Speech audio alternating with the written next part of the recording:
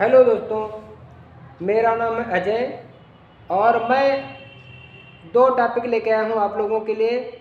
जो आपके आने वाली परीक्षाएं हों, चाहे पीसीएस हो या आरओ हो, एआरओ हो या एक दिवसीय परीक्षाओं के लिए, सबके लिए दोनों बहुत ही महत्वपूर्ण टॉपिक हैं। जब हम संविधान पढ़ना शुरू करते हैं, इससे पहले कुछ हमें टॉपिक पढ़ने पड़ते हैं।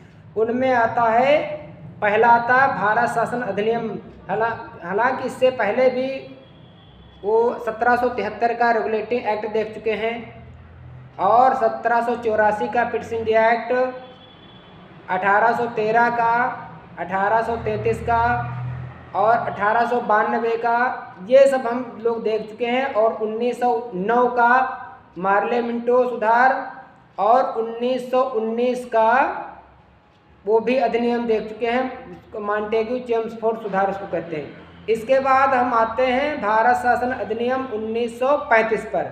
इसके तहत देखते हैं क्या हुआ है। ये बहुत महत्वपूर्ण ही टॉपिक है।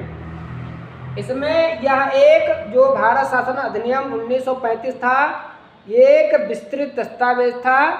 इसमें 321 धाराएं और 10 अनुसूचियां थी। 3 सूचियां पहली बार, एक संघ सूची, उसमें 59 विषय, राज्य सूची में 54 विषय और समवर्ती सूची में 36 विषय रखे गए थे। और जो अवशिष्ट शक्तियां थी वो वायसराय के पास रखी गई थी।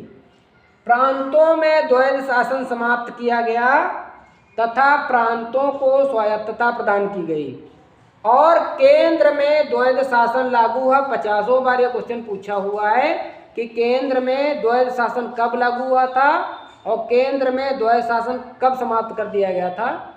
तो द्वैध शासन समाप्त कर दिया गया था 1935 में राज्यों में और केंद्र में लगाया गया द्वैध शासन। और भारत शासन अधिनियम 1935 के तहत ही 1937 में एक संघीय न्यायालय की स्थापना हुई थी और मुद्रा और साख पर नियंत्रण के लिए 1 अप्रैल 1935 को आरबीआई की स्थापना हुई थी, रिजर्व बैंक ऑफ इंडिया की स्थापना हुई थी।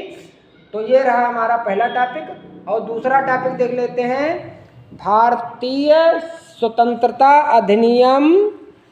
भारतीय स्वतंत्रता अधिनियम 1947। इसमें हम देख लेते हैं कुछ महत्वपूर्ण चीज़ें। इसमें सबसे पहला आता है कि 20 फरवरी 1947 में ब्रिटिश प्रधानमंत्री थे क्लीमेंट एटली। उन्होंने घोषणा कर दी थी कि 30 जून 1947 को ब्रिटिश शासन भारत से समाप्त हो जाएगा। मुस्लिम लीग ने इसका विरोध किया और इन्होंने सोचा कि अंग्रेज अगर भारत से चले जाएंगे तो हमको अलग राज्य नहीं मिलेगा, इसलिए इसका मुस्लिम लीग ने विरोध किया। और 3 जून 1947 को सरकार द्वारा कहा गया कि यह संविधान लागू हुआ था, इसमें कहा गया था कि यह संविधान उन राज्यों में लागू होगा जो राज्य उनको स्वीकार करेंगे, वहाँ लागू होगा, अन्यथा नहीं लागू होगा। 3 जून 1947 को माउंटबेटन योजना आई और इसने भारत विभाजन की पेशकश की थी। और आपको पता है कि 14 अगस्त को पाकिस्तान का स्वतंत्रता दिवस मनाया जाता है और 15 अगस्त को भारत का स्वतंत्रता दिवस मनाया जाता है। हालांकि इसमें बहुत सी चीज़ें हैं, आगे और पढ़नी है, तो आप लोग बुक्स का सहारा लीजिए। और अगर हमारा ये वीडियो पसंद आया हो तो लाइक करें, शेयर करें, सब्सक्राइब करें। धन्यवाद।